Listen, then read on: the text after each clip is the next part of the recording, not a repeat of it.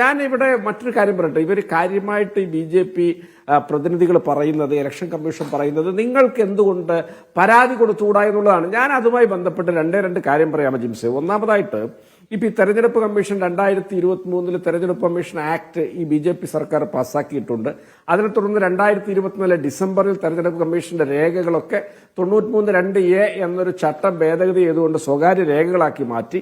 അത് കഴിഞ്ഞ് കഴിഞ്ഞ മെയ് മാസത്തിൽ രാഹുൽ ഗാന്ധി തെരഞ്ഞെടുപ്പ് കമ്മീഷനുമായിട്ട് നിരന്തരം കത്തിടപാടും വിവരാവകാശ അപേക്ഷകൾ നൽകലും അവർ ഡാറ്റ തരണമെന്ന ആവശ്യം പാർലമെന്റിലും പുറത്തുമൊക്കെ ഉന്നയിക്കുന്ന സമയത്ത് ഈ തെരഞ്ഞെടുപ്പ് കമ്മീഷൻ നിങ്ങൾ നോക്കണം, ഏതാനും മാസങ്ങൾക്ക് മുമ്പ് മെയ് മാസത്തിൽ അവര് CCTV ഫൂട്ടേജും വീഡിയോഗ്രാഫി, ഫോട്ടോഗ്രാഫി, വെബ്കാസ്റ്റിംഗും ഒക്കെ 45 ദിവസം കൊണ്ട് നശിപ്പിക്കണം എന്നൊരു നിയമം ഉണ്ടാക്കിയിട്ട് എല്ലാ സംസ്ഥാനങ്ങളിലേക്കും നിർദ്ദേശം കൊടുത്തു. എന്തിനാണ് ഇങ്ങനൊരു നിയമം ഉണ്ടാക്കുന്നത്?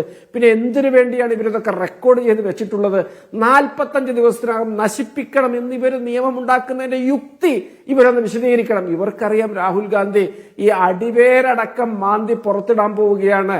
അപ്പൊ തങ്ങളുടെ കയ്യിൽ ഈ പറഞ്ഞ ഡാറ്റകളും ഈ പറഞ്ഞ അതായത് വോട്ട് ചെയ്യാൻ പോകുന്ന നിങ്ങളുടെ അമ്മയുടെയും പെങ്ങന്മാരുടെയും വീഡിയോകൾ ശേഖരിക്കുക എന്നുള്ളത് നിങ്ങൾക്ക് ഇഷ്ടപ്പെടുമോ എന്നാണ് മാധ്യമപ്രവർത്തകരോട് കമ്മീഷൻ ചോദിച്ചത്.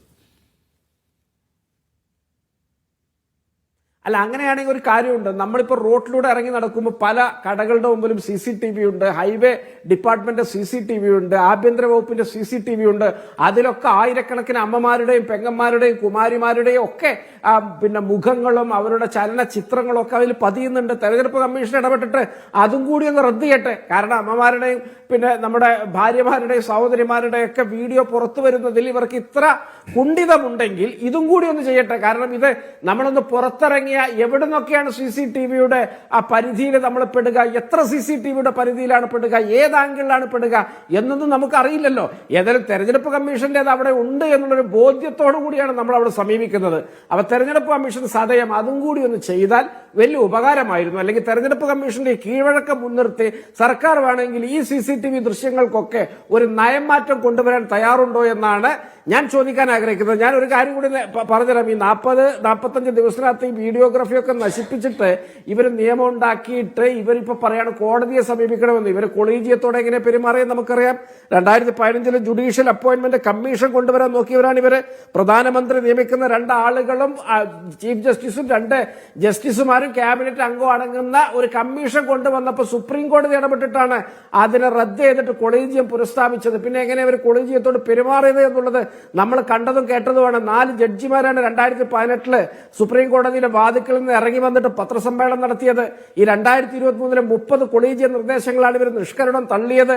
കൊളീജിയം രണ്ടാമതും നടത്തുന്ന ശുപാർശകൾ മാൻഡേറ്ററി ആയിട്ട് അംഗീകരിക്കണമെന്ന കീഴ്വഴക്കം ഇവരാണ് അട്ടിമറിച്ചത്.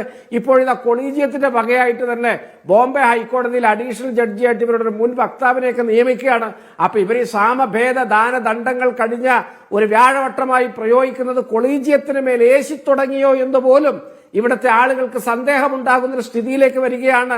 ചൈനയുമായി ബന്ധപ്പെട്ടൊരു വിഷയത്തിൽ രാഹുൽ ഗാന്ധി ഒരു പ്രസ്താവന നടത്തിയപ്പോൾ താങ്കൾ ഏത് രാജ്യക്കാരനാണ് എന്ന് ഒരു ജഡ്ജി സുപ്രീം കോടതിയിൽ ഇരുന്ന് ഇന്ത്യയുടെ പ്രതിപക്ഷ നേതാവിനോട് ചോദിക്കുകയാണ്. മോത്തിലാലിന്റെയും ജവഹർലാലിന്റെയും ഇന്ദിരാഗാന്ധിയുടെ പ്രപൗത്രനോട്, രാജീവ് ഗാന്ധിയുടെ പുത്രനോട് ഇവർ ചോദിക്കുകയാണ് നിങ്ങൾ ഇന്ത്യക്കാരനാണോ എന്ന്. അപ്പൊ ഇത്തരത്തിലൊക്കെ പോകുന്ന ഒരു പ്രത്യേക വ്യവസ്ഥിതിയിൽ അവർക്ക് രക്ഷയുണ്ടാകുമെന്ന് BJPക്കാരും കേന്ദ്രഭരണവും അമിത ആത്മവിശ്വാസം മുൻനിർത്തി കരുതുന്നുണ്ടാകാം.